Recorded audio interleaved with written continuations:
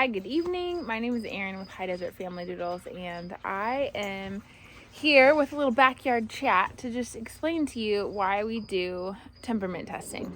We just got done with our temperament testing in one of our standard golden doodle litters today, and while it's fresh in my mind, I just wanted to share a couple, tidbits of why we do it. And I've had a lot of questions from people that don't get to see all the videos that we post for our families, kind of about the test, what we're looking for, what we do.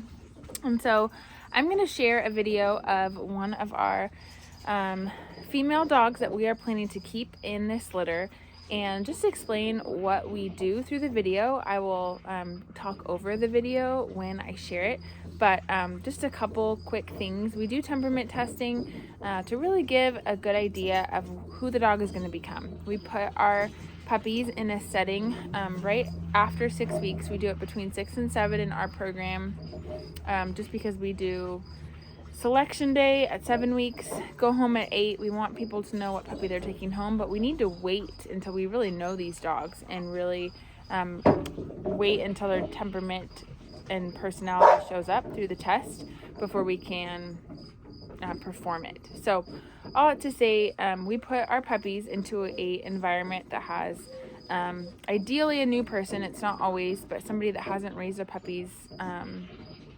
full time, and I have enough staff in my program that ideally we're at least seeing 1 or 2 new faces in the testing environment.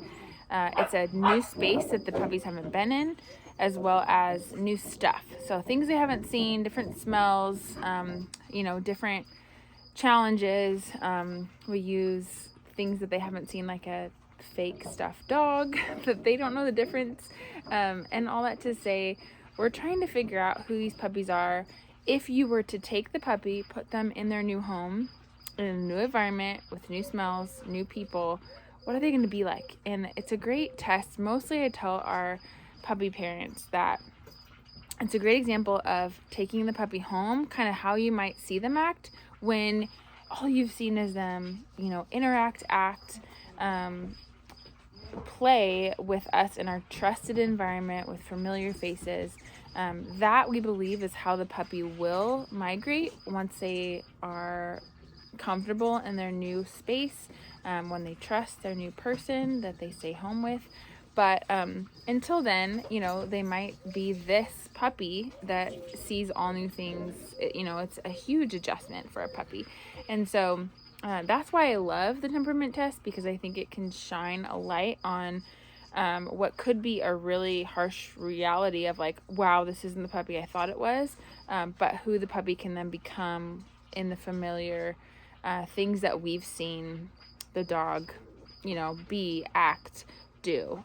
So it's a good example. It's still a small glimpse, and there's a lot of factors if you look at whether we just woke the puppy up, is it at the beginning of the testing period or the end. If we're doing 9 puppies, that's almost an hour. For a puppy that sleeps a ton and has short wake periods, that's a long adjustment phase, but it's still worth it, we feel like, and helps give a picture of, there are a list that I'll put down in the description here of like what kind of traits we can build in a puppy, what are really like personality traits that are going to be the puppy no matter what you train or do. So an idea of how the puppy's nature versus nurture looks. And so that's kind of what we highlight, what we try to pull out in this test. So that's why we do our temperament testing. I've been trained through the Badass Breeder training program. It was super helpful. I have a huge community of people that I've seen lots of testing done now and have gone through the course to just understand how to do the testing well and how to score it well.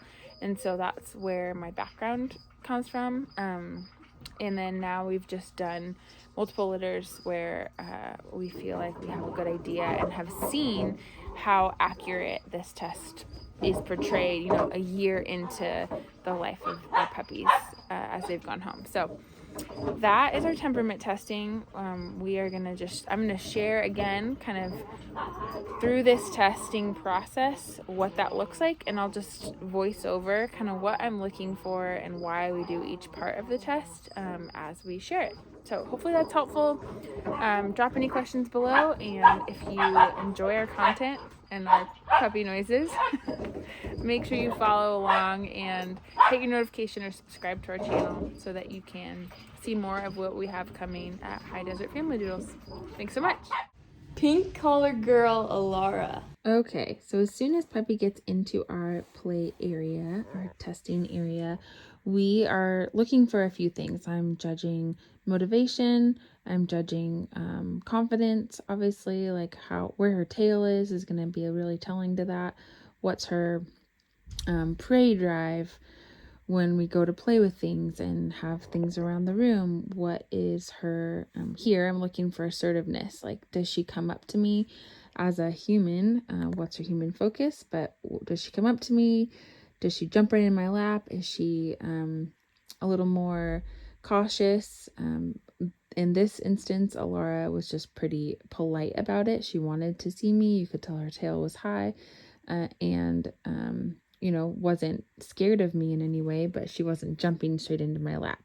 Then I go into touch tolerance. So immediately, if I'm right there with Puppy, they're, at my lap, I'm going to try to see if I can touch ears and feet and mouth. Those are things that puppies need to know that they can go to the vet and be touched in those places, or go to the groomer and not have reactions.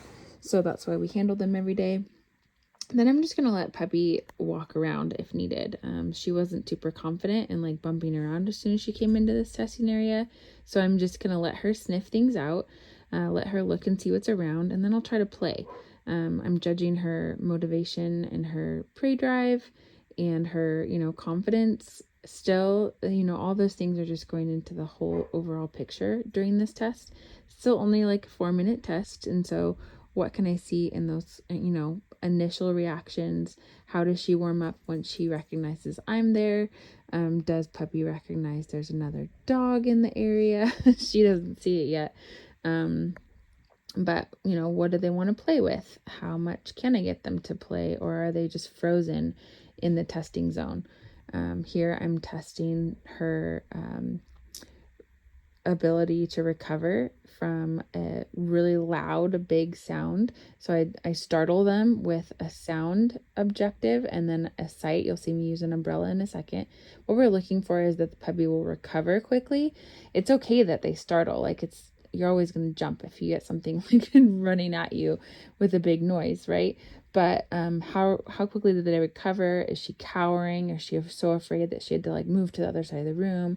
Alara did not do that. She recovered pretty quickly. She'll do the same with the umbrella. And even like, okay, maybe she doesn't go right to it, but walking around and near it is fine. So that's, how our sensitivities are weighed in. And then again, I'm just going to give her some, a chance to look around. Here she notices Pup. And so she has that assertiveness with her puppy, even, similarly to how she was with the human, where she's polite about it. She's not just jumping on top of the dog.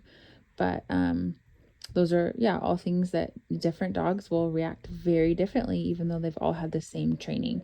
So that's why this test is really, helpful for us to see how naturally they react in these areas. And how they gain confidence throughout the test, etc. The last thing we do, which you can't hear me, but I'm doing a pretty loud cry in this moment, like throwing a tantrum on the ground. A kid or a really high emotional household might have more of that. So we're judging, how does the puppy take on emotion around them? That's how tenderheartedness is scored. So this puppy, slowly came up to me. She definitely recognized that there was something else going on. And then she's trying to console me. So a puppy that is really extremely tenderhearted will have a hard time recovering. As a puppy here, she just wanted to console and help me out.